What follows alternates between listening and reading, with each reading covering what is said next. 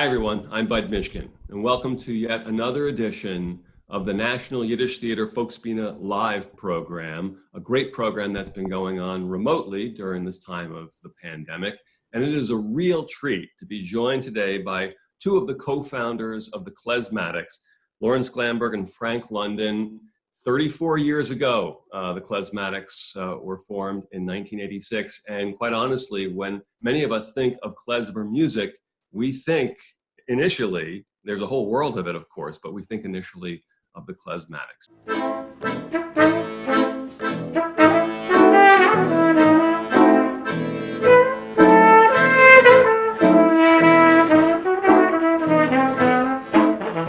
In Yom Kippur sind Mendilecht und jedes bei sich gerecht. Yom Kippur dit Gott weg seine Chile, wie Freifels Käuf, Psyche Sedile. Ein ganzen Tag geht man in die Socken und nach der Nacht essen ein Zicker Flocken. Ach wie wohl, in ach wie geht's, ist zu sein ein Jid. Ach wie wohl, und ach wie geht's, ist zu sein ein Jid. Gentlemen, thank you for joining us today remotely. Lorin, we'll start with you. How is life for a musician in the pandemic? Interestingly enough, I, sort of been channeled into doing, things that I haven't done before. So it's been my musical life has sort of moved in the direction of some different sorts of collaborations and inspirations. And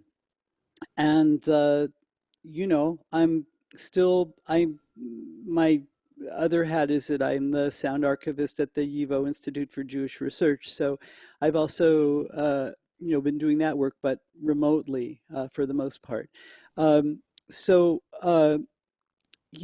a way, I try and focus on the positive parts of it. Part of that was that we have three kids who are in their second year. Well, two of them are in their second year of college. The other one just started as a senior, and we actually had them living various accommodations of them living here for much of what's been going on since March. So that was kind of cool and great. So, I like I said, it's like I like to focus on the sort of the positive things that have come out of this for me and for my family. What are some of the things you've been doing professionally that, had you been out on the road or doing concerts as the Klezmatics, that you've had a chance to do?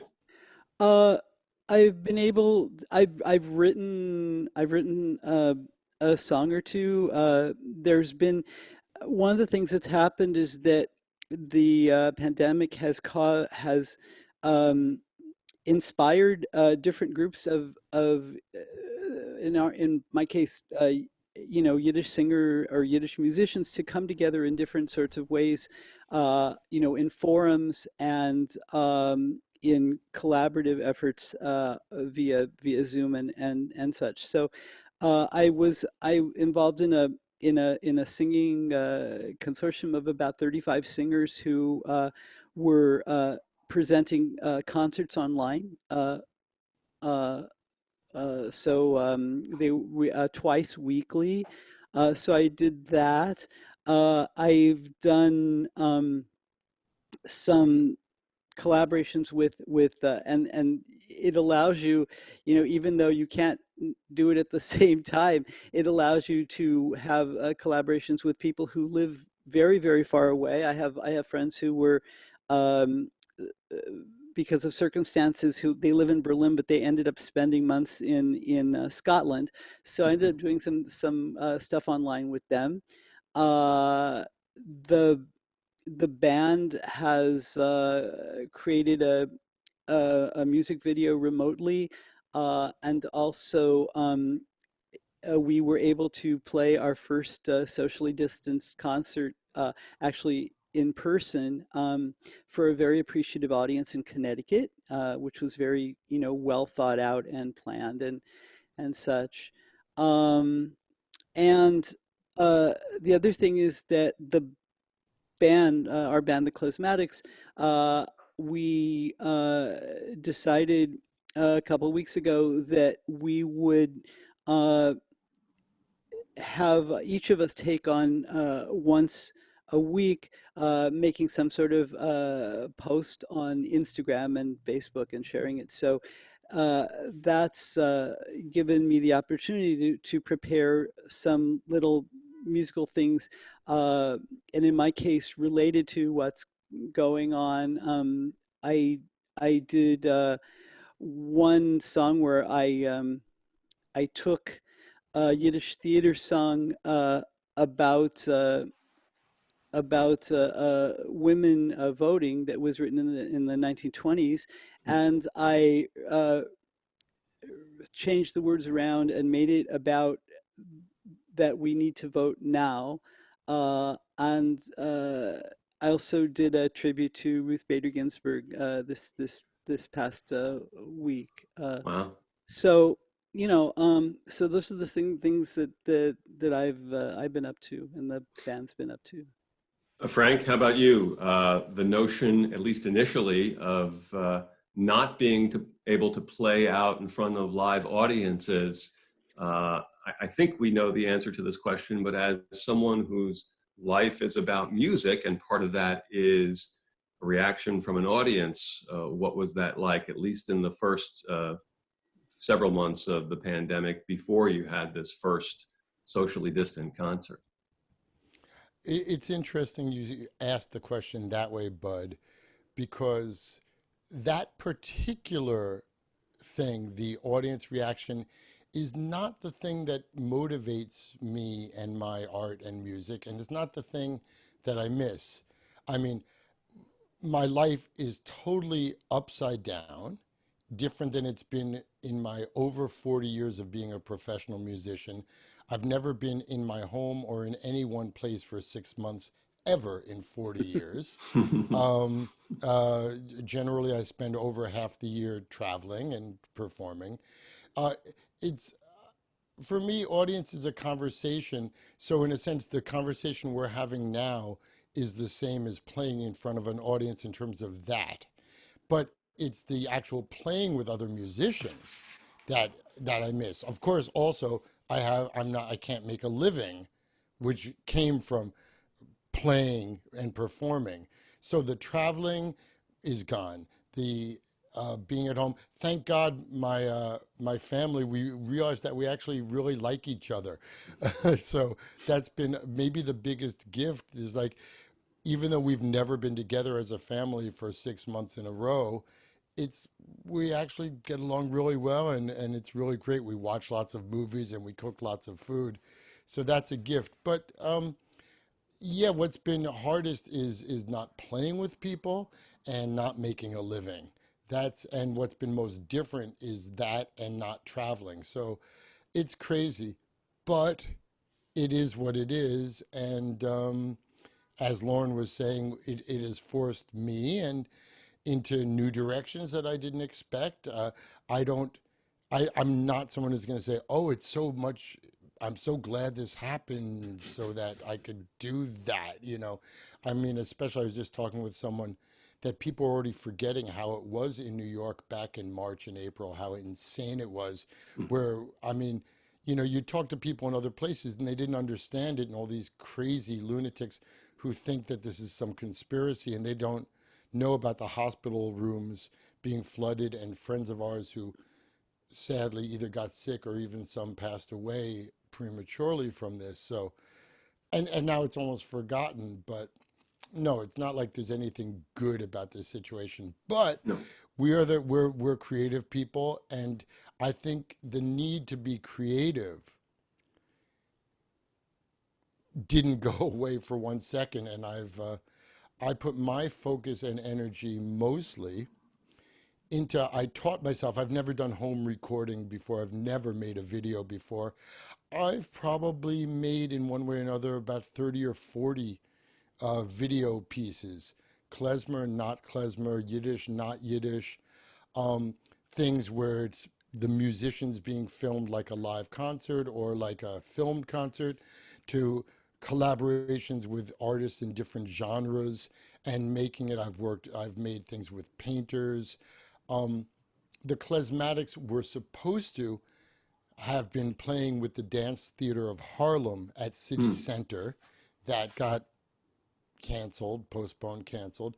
But thanks to our violinist Lisa Gutkin's initiative, we did a special program, an internet program, where each individual klezmatic hooked up with with an individual dancer from the Dance Theater of Harlem and did a separate duet piece. And Lorin did a live piece, and I made a dance video with Crystal Serrano from the Dance Theater of Harlem. So 30, 40 videos focusing on cantorial music, klezmer trumpet duets, a series of like 8 klezmer trumpet duets, 3 major concerts, of which Lorin was part of 2 of them that got filmed, you know, and still working more and more. And it's also interesting thinking as Jews, the calendar. So the first major holiday in the pandemic was Passover, was Pesach. And we did our Seders online, and it was, we managed to create something that felt viable. I mean, I don't want to do it again, but it was nice that we were talking with people all over the world and celebrating together.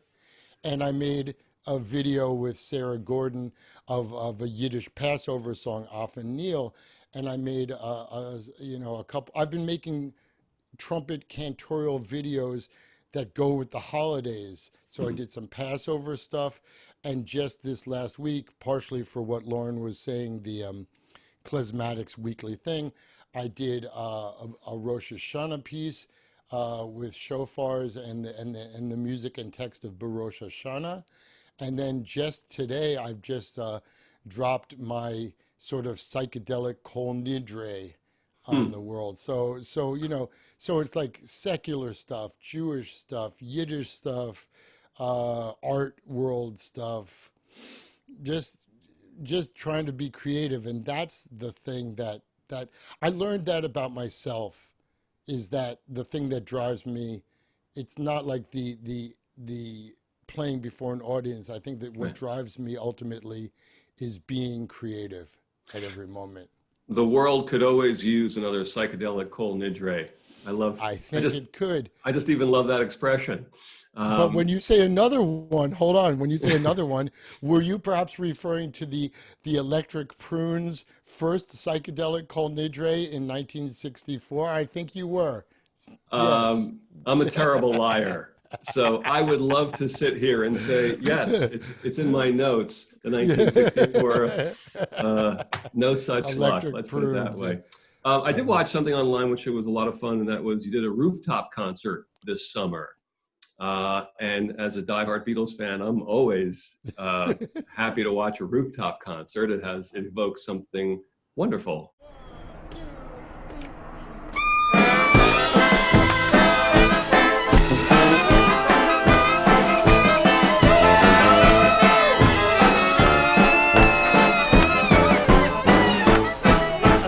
Wenn ich gebe Kick auf dir, seh ich tausend Sinnen. In Wurst zieht sich in Arzt bei mir, ist leicht durchs Ziege fielen. Bis die mit mir ist, mir geht, die ganze Welt ist meine.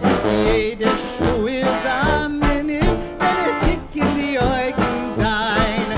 Bei Tag, bei Nacht, heute tracht dich Mamele von dir, zieh ich es, zieh ich Schluck, euch stehst die vor die Augen mir. I will say this, of course, what you do, both of you and musicians around the world, is valuable all the time, but especially at a time when people are hurting, to bring joy to people. I mean, how do you I mean, I understand what the pandemic has done in terms of making a living and musicians, but what you've given people during this time is almost invaluable. The rooftop concert seemed like you guys were having a pretty good time when you did that. I'm curious how Lorin felt. I was a little stressed because I had to create the whole thing, but Right. I will say that that was like the first time any of us had played music together live. At that point, there was probably 2 months since we had, and I didn't realize it at the time until I saw the film because I was so, concerned with making it happen. The insane energy of everyone and the frustration, and it all erupted. And what you don't know, we're on the roof. This was not only during the pandemic, this was during the quarantine, but it was also right when the curfew in New York because of the riots. And there was right down on the street while we were doing it, there were people running by and protesting and police activity. And we had to move the concert, the filming ahead 2 hours so everyone could get home ahead of the curfew. Wow. It was insanity. But Lauren, what was your impression on it? Uh, I, I, I mean, you're right in that when I watched it, everybody was just, kind of giving it everything that they had, and I think, Yeah. it was like getting like a shot of some sort of adrenaline or something. And, like I hadn't, it's a very different thing to sit in your apartment and make a part that you're going to send to someone else, and they're going to add something to it, than it is, to performing live. It's a different kind of energy. And, it's funny how, as a performer, you, you know, you do turn that on, uh, you know, uh, in for that, for the situation. And so, that, Frank's right about that. Also, if I'm not mistaken, I rode my bike from Brooklyn for that, which, it's like I've been on a subway like maybe twice, since March, and the rest of the time I've been riding my bike across the bridge. So also, the idea of going to a gig, on my bike is like something that until this whole thing, it's like I never did it before. And now for instance, YIVO, the Center for Jewish History, has started. We've started going back to work in shifts, in small shifts. So I ride my bike there. I ride my bike to the physical therapist, and such. So, um, so it's like you do what you need to do. I guess. I have to believe, I don't have it on strict authority, but I have to believe that when the Beatles did their rooftop concert, they probably did not arrive at Apple on their bikes. And just Yeah, no, taking a no, wild guess there. probably not. But recently, interestingly enough, someone sent around, 2 hours of film of the Beatles, around the time of that rooftop concert, in the studio, working on the material. Yeah. And the timing, couldn't have been nicer, because, here we are all trapped here, and to see, Mhm. these guys, and also the idea that this mythology about them, and that, they were, didn't like each other, and those kind Right. of stuff. And you see that in this period, that they're just all, collaborating and having, like, just like doing great stuff, just, in their workplace. Right. So, that was really inspiring. We're talking today with Lorin Sklamberg and Frank London of the Klezmatics, in another edition of the National Yiddish Theater Folksbiene live program. And if you would be so kind, there is a place on the NYTF website at nytf.org/donate. The Yiddish Theater Folksbiene is one of many wonderful artistic institutions in New York, obviously struggling during this time of the pandemic. And if you should be so kind to make a donation, we all would obviously very much appreciate that. Lorin, when the band was formed in 1986, when you talk about it with friends, colleagues, family, was the reaction kind of like, oh, of course, this is naturally a place that you would go to. You've had these other interests in other types of music, and there is a thirst for klezmer music? Or was the reaction, are you sure you want to do this? Well, the thing was that I came from somewhat of a background in playing at least instrumental tunes. If you know, I didn't grow up uh, singing Yiddish songs or speaking Yiddish, but I was in a band in Los Angeles when I was in high school that played some Yiddish dance tunes. We were kind of the only band in LA that was actually playing for dancing in that way. I mean, mostly Israeli stuff, Mm-hmm. but you know, we were kind of kind of uh, ahead of the, you know, when people talk about the you know, the resurgence of klezmer music, it was a little bit, you know, early in that time. So the it's not like the idea never occurred to me, but I was kind of had my mind on other things. So um, I had met Frank at a, you know, at a rehearsal of Zlatny State brass band, and later ran into him at the late at Mogador Moroccan restaurant on St. Mark's Place, and he asked me if I'd be interested in being in a klezmer band, and you know, I said, yeah, sounds like fun, you know, way to make a little extra, you know, money. You know, I assumed that he meant for playing, you know, for playing simchas or whatever. Uh, but you know, um, I didn't I didn't think of it as anything more than that. I didn't realize it was going to be my major, you know, musical focus. And people's reactions, you know, to me doing that weren't exactly. It wasn't exactly, you know, surprised. You like, why would you do that? But you know, it was a good time to be doing that because of the general kind of explosion of you know, people, you know, branching out and doing trying new things, you know, around the East Village and around the music scene. So it was the, you know, the timing and, you know, the luck of you know, the people who got involved. You know, it was fortuitous. Frank, some notion for you back at that time of what you expected this to be or what you could have dreamed it would be? I don't think there's any way that I could have ever imagined what it would turn out to be when we first started the Klezmatics. And looking back on it 35 years later, I in every way, both what it's done for me and my career and the focus and on the world and on the world of Jewish and Yiddish, I think there's not any way I could have predicted it. Um, I want to tell you just a short little anecdote about kind of the backstory.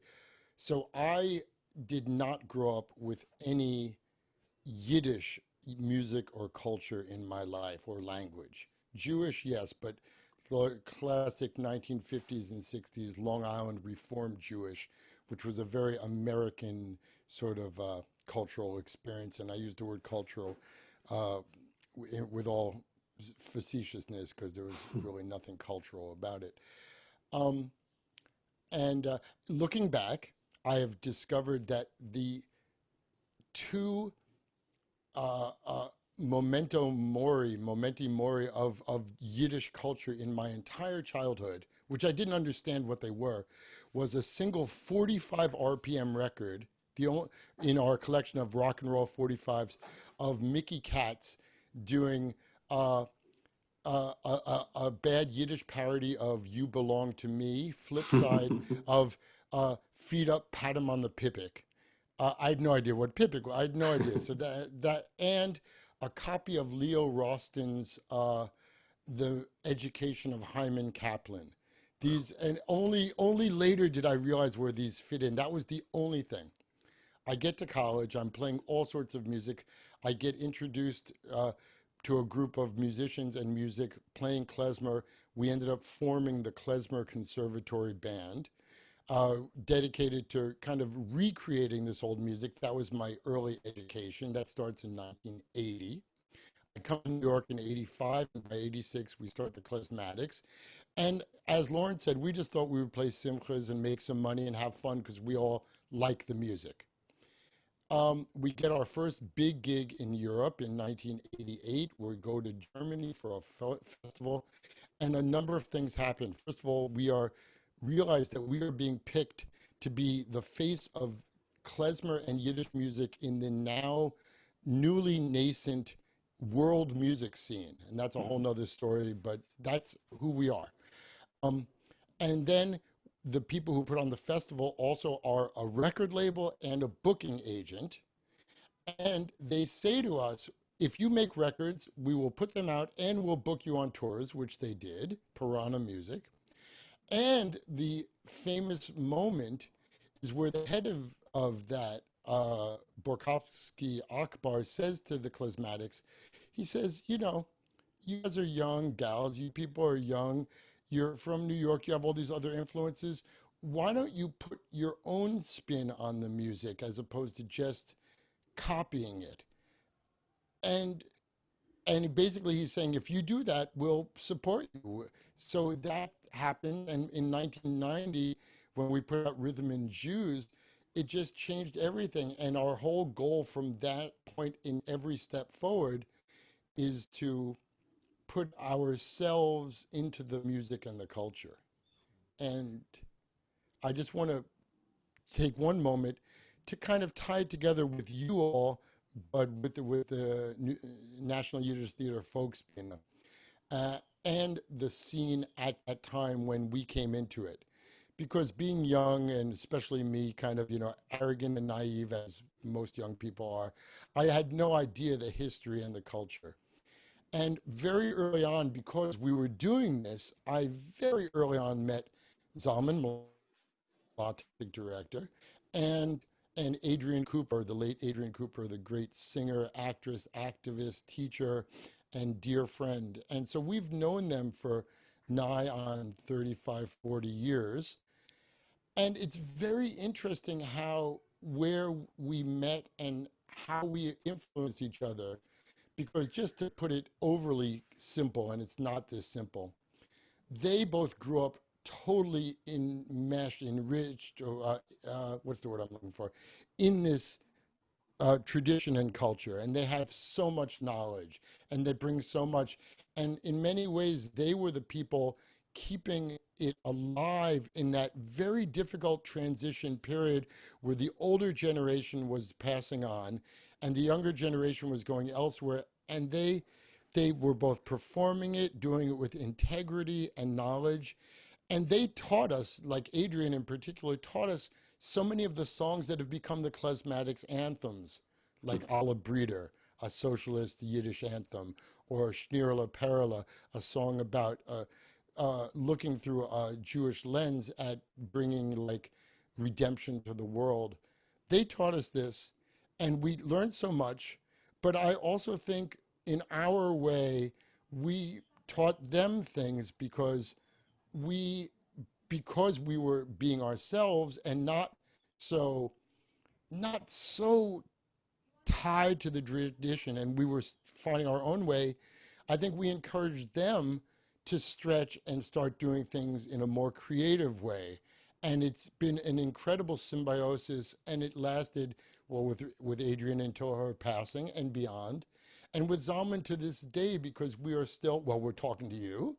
And I personally am still planning events, a Yiddish Cuban opera, other, musical Yiddish theater events with the Folksbiene So it's really an incredible two-way street, and we're so indebted to Zalman, to the Folksbiene, to Adrian for everything they taught us and for tying us. And now, 40 years later, I feel like I'm part of the tradition. I didn't feel like that. I felt like a visitor for at least the first 25 years of it. Well, one of the beautiful parts of both of your careers is the whole notion of collaboration and working in other types of music. We'll get to that in just a second, but for both of you, and this might get a little bit into the weeds, but here we go. First for you, Lorin, aside from the texts and the Yiddish language, is there something about a piece of music that you can look at and specify, oh, that's really a Yiddish piece of music? Sure, it sounds a bit like other Eastern European music. You did a lot of work in Balkan music, but there's something specific, maybe a key change, maybe a key in general. It's an A minor, it's an E minor, that really kind of puts its mark on a song that this has a Yiddish flavor to it, even before we get to the words. Well, I mean, a lot of it has to do with music that's modal. That is modal. That is which is synagogue based. That is sort of a signifier. That you hear that, and it's neither major nor minor. It's not Western. And for me as a singer, it's like the words are kind of equal. It's like I'm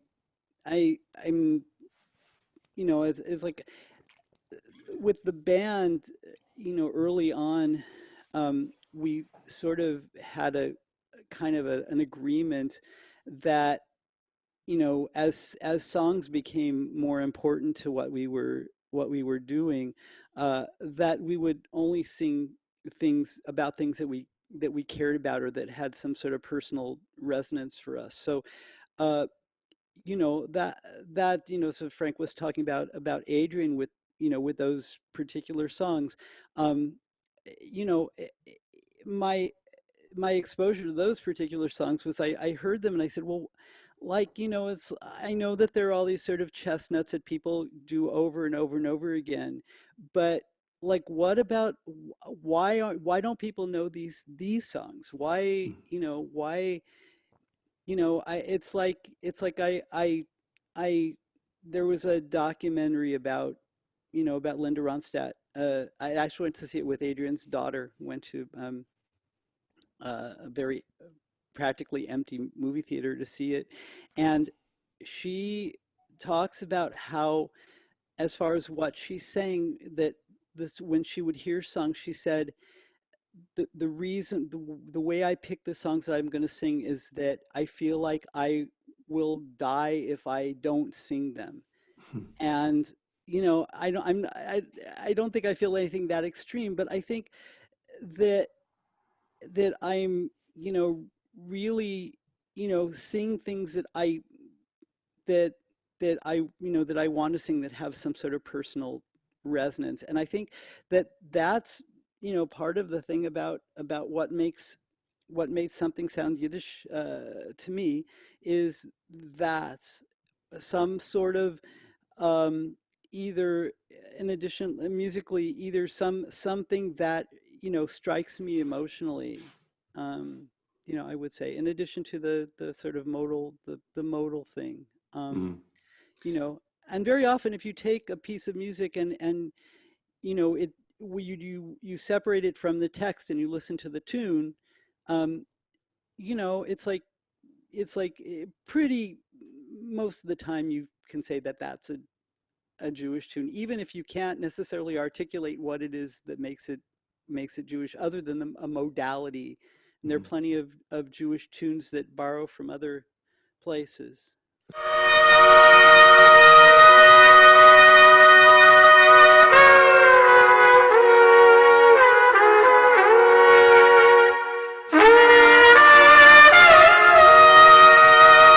That's the beauty of music, the borrowing borrowing, not stealing, of course, the borrowing of different Yeah. themes and influences and genres. That's one of the most beautiful parts. Frank, your career and the people that you've played with is beyond eclectic. I love any sentence that includes David Byrne, LL Cool J, and a personal favorite, They Might Be Giants. Is there I something? love throwing Itzhak Perlman and Michael Tilson Thomas into that same sentence. It always rounds it off. They're pretty good too. I've heard they're okay. They're pretty good. Yeah. Is there a particular muscle that you have to flex when you're playing music for the Klezmatics, as opposed to playing a different type of music, or is it all part of essentially one big family?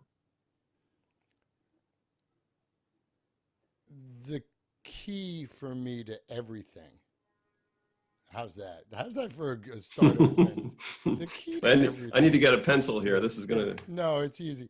The key is listening. Just flat out listening. In music, in life, in a conversation, in politics, in everything. And uh, by listening really deeply, musically, is what enables me to go from a salsa stage with Celia Cruz to a classical stage with Tilson Thomas or Lamont Young, to an avant-garde stage with John Zorn, to a punk stage with Iggy Pop, to a Balkan stage with Esma Rajepova, to an African stage with Angelique Kidjo. And it's just listening, understanding that if you listen, you can figure out the rules of the language that they are speaking, not the language itself, but the musical language, which, by the way, gets back to your point, your question to Lorin about what makes the music Jewish. And I'd like to talk about that.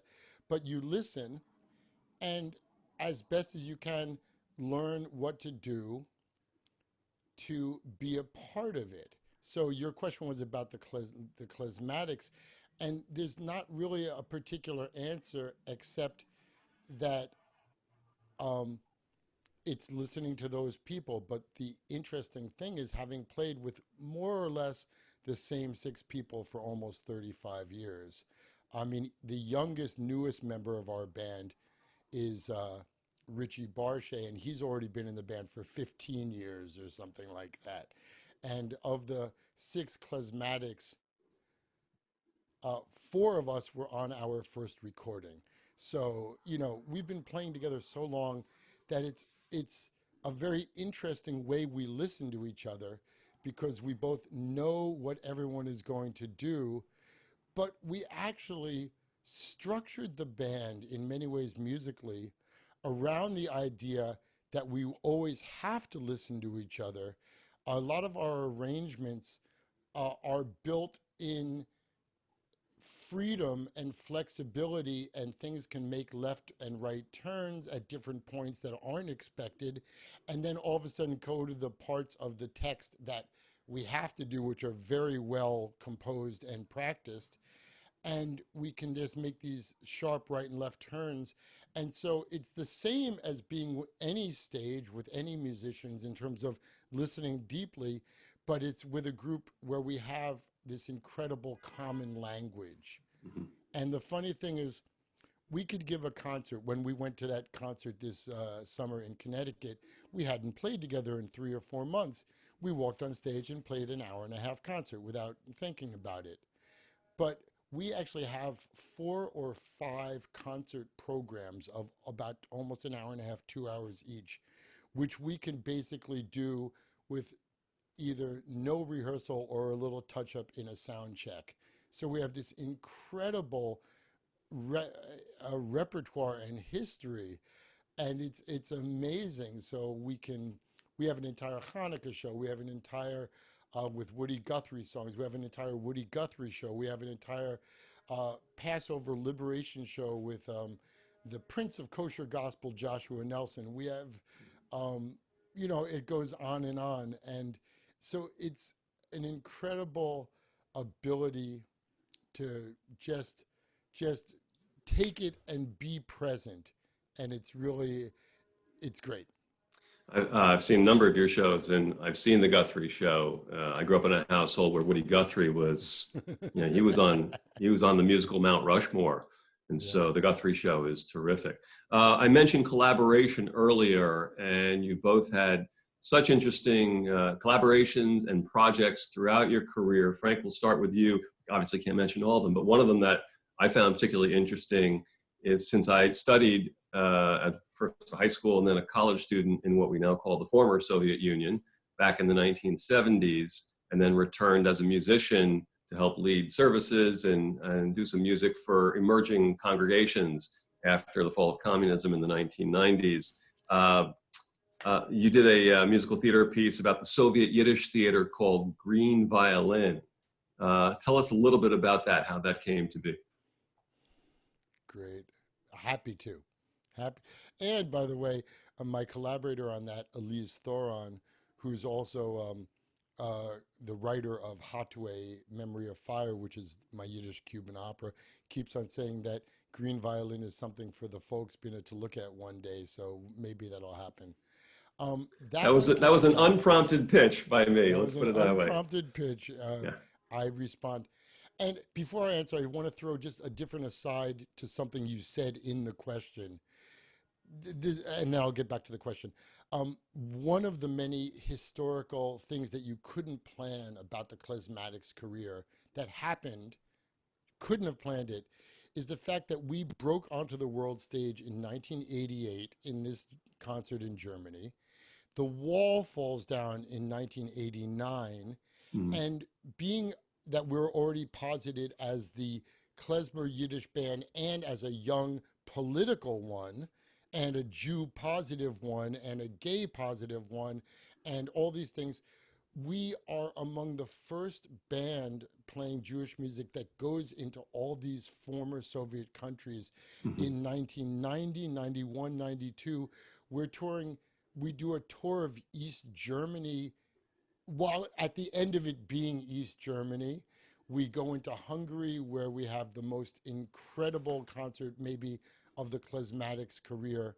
You remember that first concert in Hungary, Lorin? Yeah, Thousands sure. of people in like an airplane hangar, and the line that will never leave my head. Afterward, this Jewish Hungarian guy about our age in his 20s comes up to me and he says, this concert was the first time I ever felt that being Jewish was simply something you could feel good about. With all the history, with the Holocaust, with the Soviets, with anti-Semitism, and I was like, thank God. So former Czechoslovakia. So when you talk about you going into, and Russia, we went, I forget, Lorin, when we first started teaching at workshops in Moscow and St. Petersburg, in Crimea. So just like you were going into the former Soviet Union as a sort of emissary and ambassador of Jewishness, we were also, but from a Yiddishness and a musical point of view. So that's a little aside. I'm sorry, but no, that's okay. That's a great story. I mean, the places you'll go. Yeah, go ahead. I'll try to keep the green violin story short.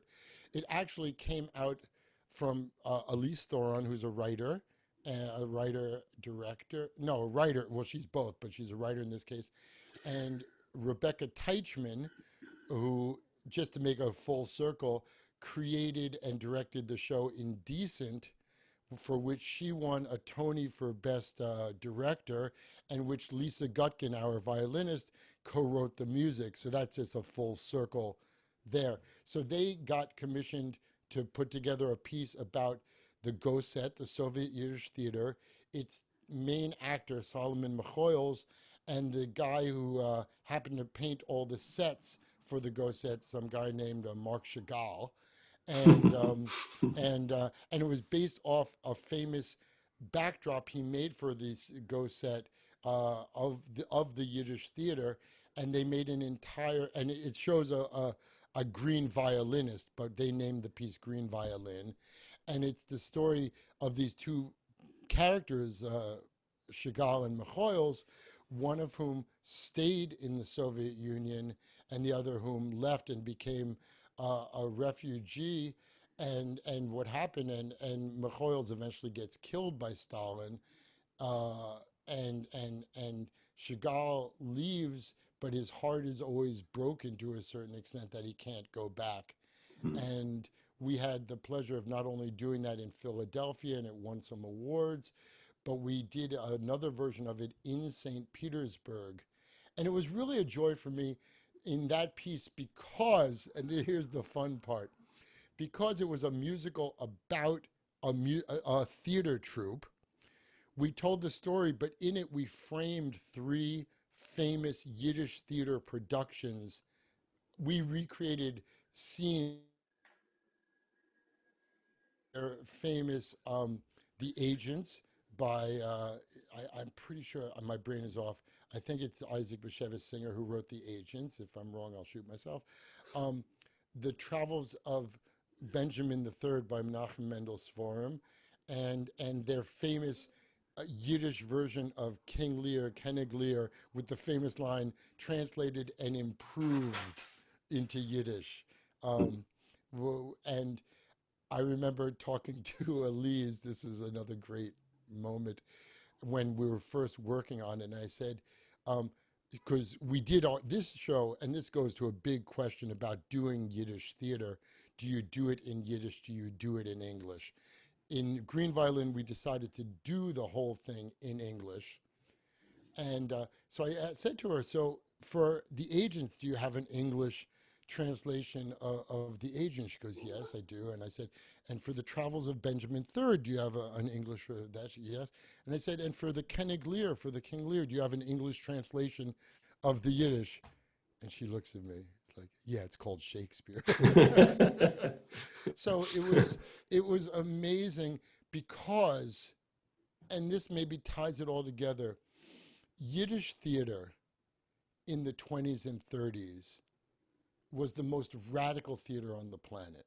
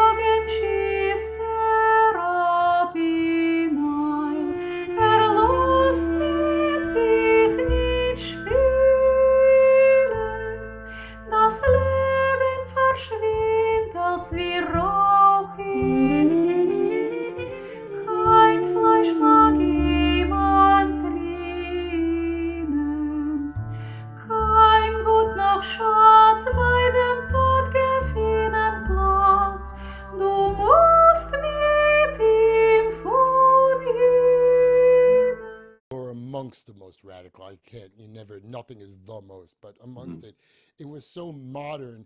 They say that when the Ghost had performed in Yiddish, the audience, half the audience didn't even speak Yiddish. They were non-Jewish Russians, and they just came for the theatrical experience. And this is before subtitles or super titles. It was so cutting edge, and I've tried to capture that feeling in so many of the Yiddish theater works I've done. I did an adaptation of A Night in the Old Marketplace, Peretz's great modernist Yiddish theater play from 1918, which is radical. And we've done that for the Folksbiene, and trying to recapture the fact that Yiddish theater, which became over the years a thing of nostalgia, because Yiddish culture was dying, because people were trying to look back at the old country, as klezmer was. This goes back to what Lorin was saying about how the Klezmatics decided to only sing songs that we care about, because for many of us, Yiddish music, Yiddish theater was an instrument of nostalgia. And nostalgia thing, and it was also a kitschy thing. Shtick is a big part of this. And these are wonderful things, but they don't interest us at heart. And so, but the Yiddish music and the Yiddish theater of 100 years ago was not nostalgic. And it was not kitschy. It was cutting edge. It was political. It was social. And that's why I think that's why Lorin is an archivist and I'm an amateur ethnomusicologist. And we go back to these old sources to make new things, because we connect with the power that came out of Yiddish culture 100 years ago.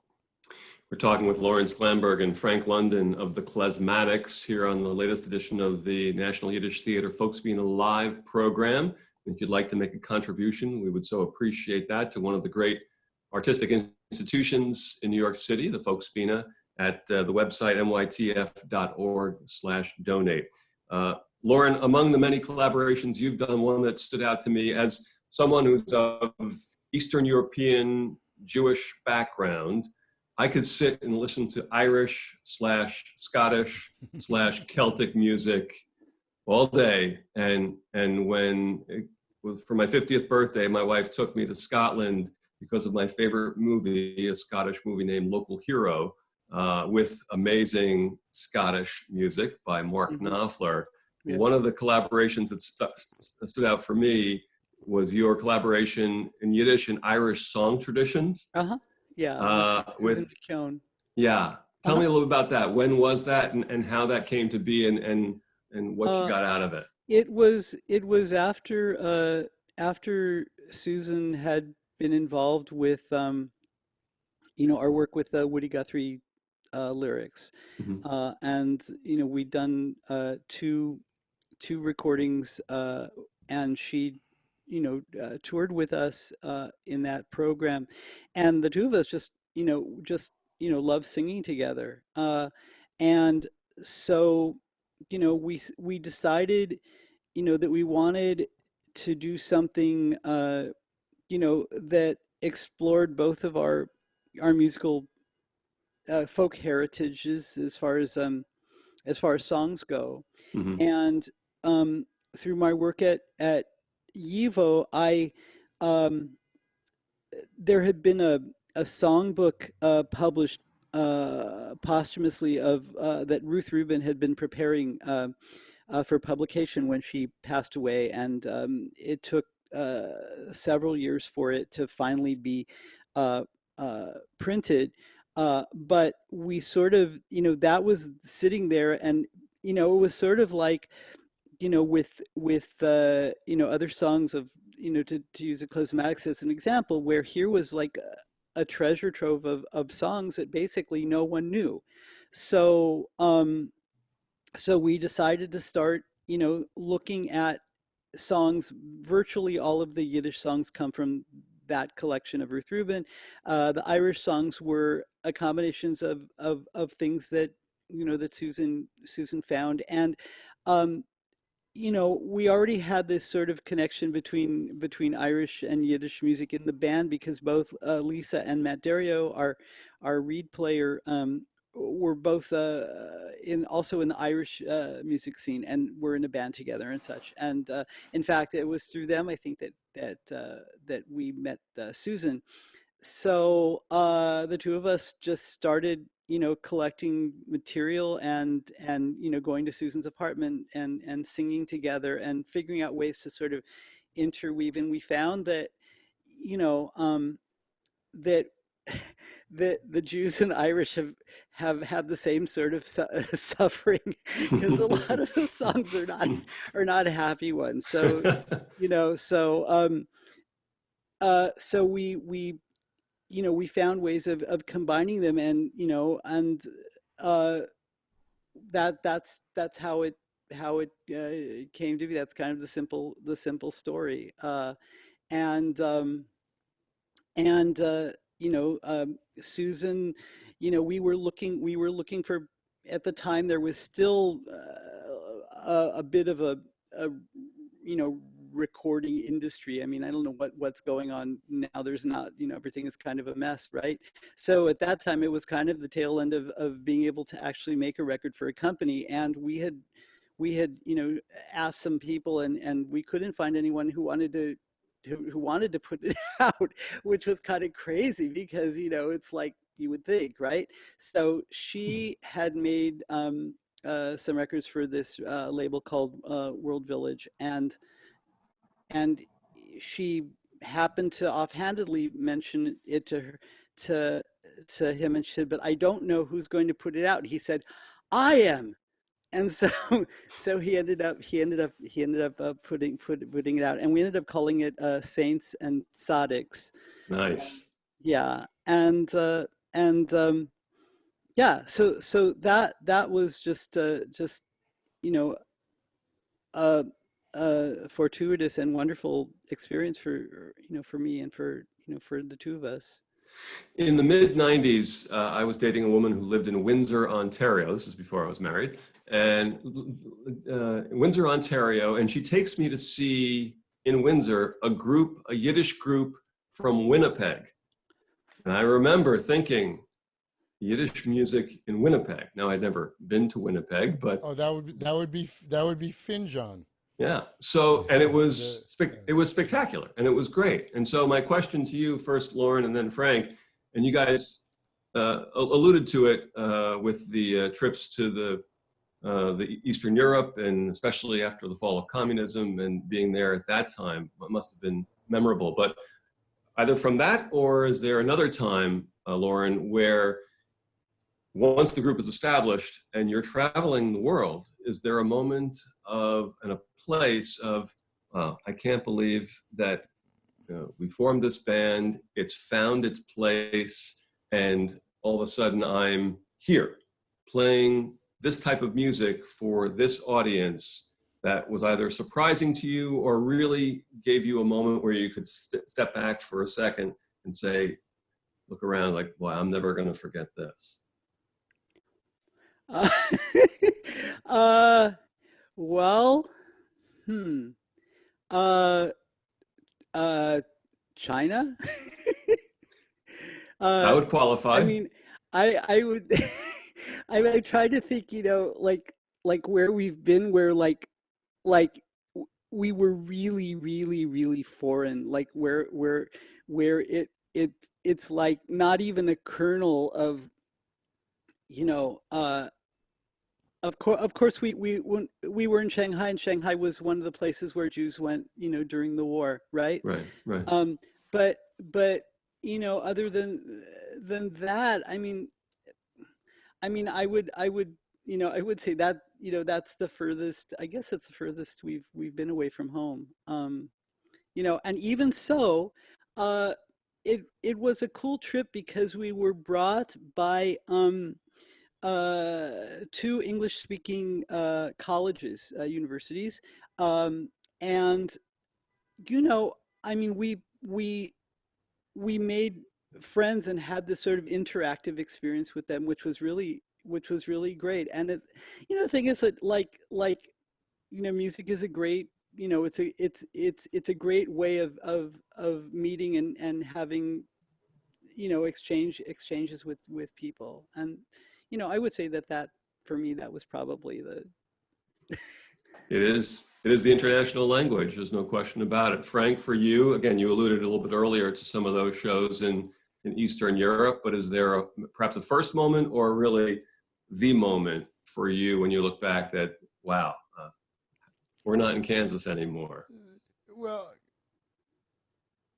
yeah, my answer is almost the opposite of Lauren's. He was looking for the furthest, most exotic place, and most, or you said most different, and certainly China is one of the most different culturally. Although you remember we did that thing with the students where we asked them to teach us one of their folk songs, and then we on the spot made a klezmer version of this Chinese folk song and had them singing along, which Yeah, was yeah, really sure. fun. I bet you could probably think of the song. Um, and just from that point of view, I mean, on the same vein, when I went to Korea, this is not with the Klezmatics, but I went there. I was invited by Seoul National University, and I was teaching klezmer music to a group of traditional Korean musicians. So a traditional Korean ensemble playing klezmer music. But I have to say, there are too many moments along the way where I've said, I can't believe I'm here. And just, it's almost always with Baruch Hashem kind of thing. Thank God. And it's just so many things. And I just list some of them because they all add up. I mean, our first concert in Europe, in Germany, no, I had been to Germany once before with a jazz group, but going there as a Jewish group, as an outwardly gay New York Jewish group, and you just even from the orthography, and there was a lot more of what they call Plattdeutsch, the old German letters, you just see Nazi, Nazi, Nazi, Nazi, Nazi everywhere, and you're like, ah, ah. And of course, at that period, they were the most open because they had really been, dealing with this and studying it. But it's just like, but that was one to be playing this, and that was an open air outdoor free concert, so thousands of people there. But a few years later, our first time playing in Krakow was different, and I almost started to cry. It was at the Krakow Festival of Jewish Culture, because in certain ways, and this is not really true, but it's got truth in it, when you're in Germany, the mind thinks about the destruction of Jewish culture and of Jewish life. But in Krakow, Germany was never really, I mean, this is a longer discussion. I'm oversimplifying. Don't correct me because I know how false this is. But Yiddish culture was not the dominant Jewish culture in Germany. Lorin's done a lot of projects with Yiddish culture from Berlin. We know that exists. But when we played in Krakow, and you go there and you see the buildings, and we were playing in Kazimierz, which was the Jewish quarter, and you see the Yiddish writing on the walls on plaques and the Yiddish cemetery and everything, and you realize that this is where the culture that we're playing was from, and it's not there anymore. And at first it was like the ruins, and then with a few years, almost worse, it became the Disneyland of Yiddish culture. Right. So that was like, that had its own tragic moment. But a very different experience was starting, just as one example of many, the first time we played at the Philadelphia Folk Festival, for example, to just be on a stage. And I remember the feeling that klezmer and Yiddish music had come back to just being one of many American music traditions, living American music traditions, and to be contextualized by, and here's the greatest Irish band, and here's a group of Senegalese drummers, and here's, all these things, and here we are, and to be part of this world community, that moment. Or, and now I'm trying to think of a specific example, but I know it exists, and maybe Lorin can help me think of one, when we've been called to contribute our voice in Yiddish to different social justice movements, winning a GLAMA award, the Gay and Lesbian, what's the first A for?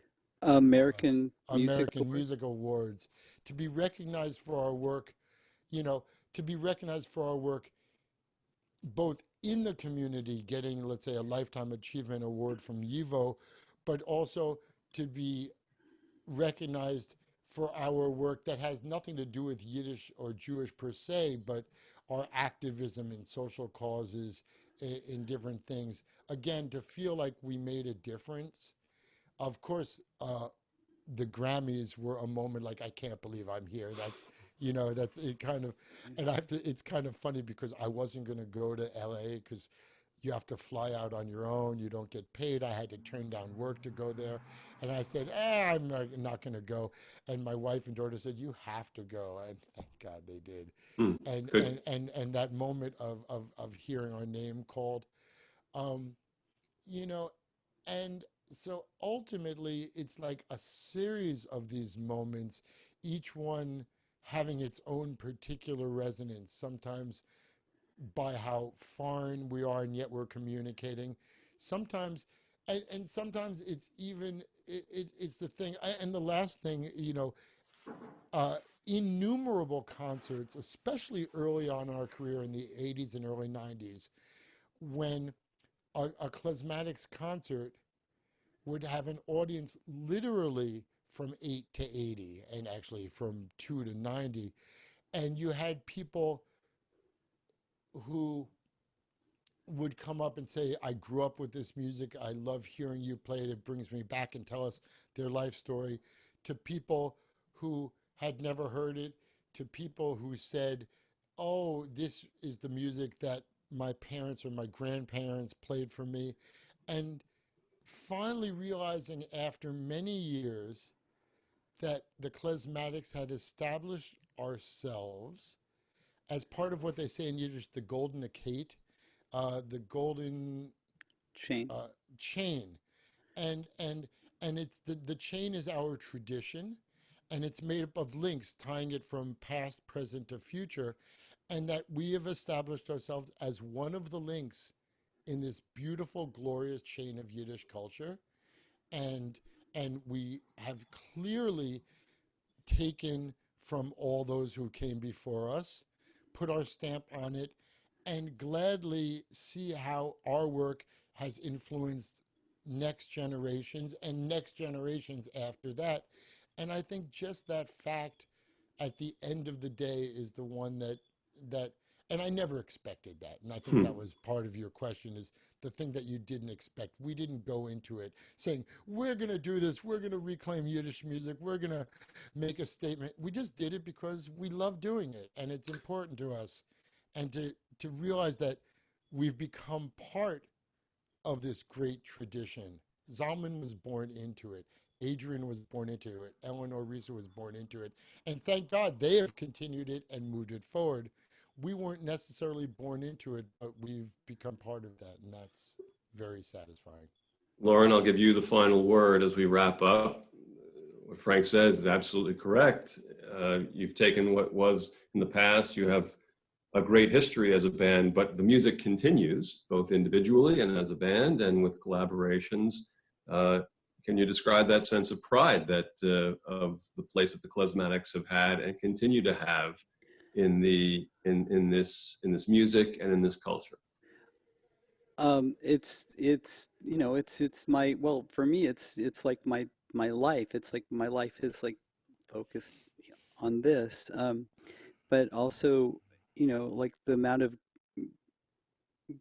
gratitude I have for, people actually taking us to heart, and um, that, that it's enabled us to, to make friends all over the world, both in terms of fans, but also in terms of people we've gotten to work with. And, just it just means, so much to have, you know, been, had the opportunity to do this for so long, and that we're not done. It's still something we're still in the middle of it. That's the beautiful part. We're not done. Our guests today have been Lorin Sklamberg and Frank London, two of the founding members of the Klezmatics. We've heard some of their music today during this conversation.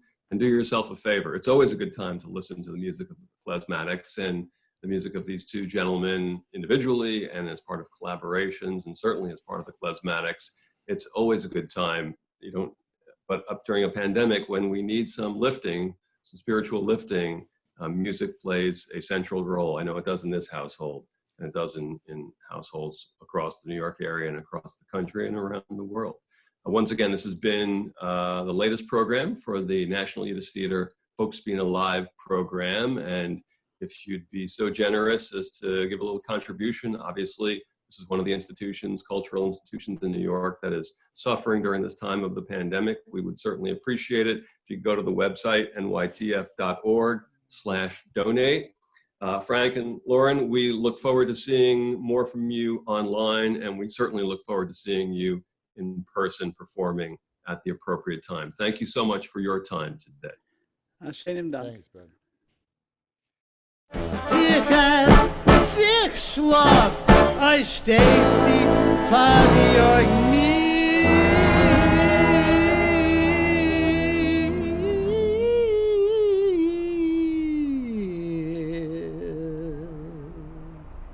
I give up, bist die Sies, und siehst wie ein Stück Sieger, wenn die was mit nur gelost, sie beißige dich aufstiegen, weil die bist schön, in die hast Tränen, in die Augenbrauen Farben, die Bäckerlach, die Lippelach, na kenn doch mal mehr Phase starben, neu Gewalt, bist die Sies.